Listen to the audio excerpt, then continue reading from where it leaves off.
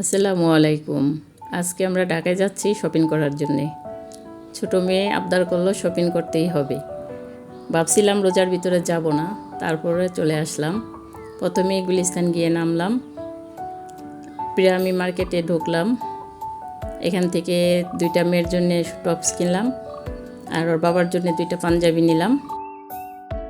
এখান থেকে বের হয়ে এবার আমরা চলে যাব নিউ মার্কেটের উদ্দেশ্যে। নিউ মার্কেট যাচ্ছি সচিবালয়ের সামনে দিয়ে। সচিবালয়ের এলাকাটা খুবই সুন্দর। রিক্সায় করে যাচ্ছি আর মেয়ের সাথে গল্প করতে করতে যাচ্ছি।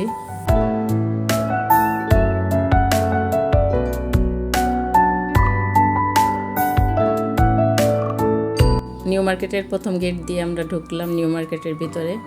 এখানে সুন্দর একটা মসজিদ নিউ মার্কেটের ভিতরে। আসরের নামাজটা আদায় করলাম, তারপরে কিছু কেনাকাটা করে খাবার দাবার কিনে নিলাম ইফতারি করার জন্যে। গুলিস্তান ইফতারি করে তারপরে বাসায় চলে আসলাম। রাত হয়ে গেল আস্তে আস্তে। বাসায় চলে আসছি। এই যে আমার শপিংগুলো দেখেন, আপনাদের খুলে দেখালাম না, কারণ খুলে দেখাইলে আমাদের ঈদ পুরনো হয়ে যাবে।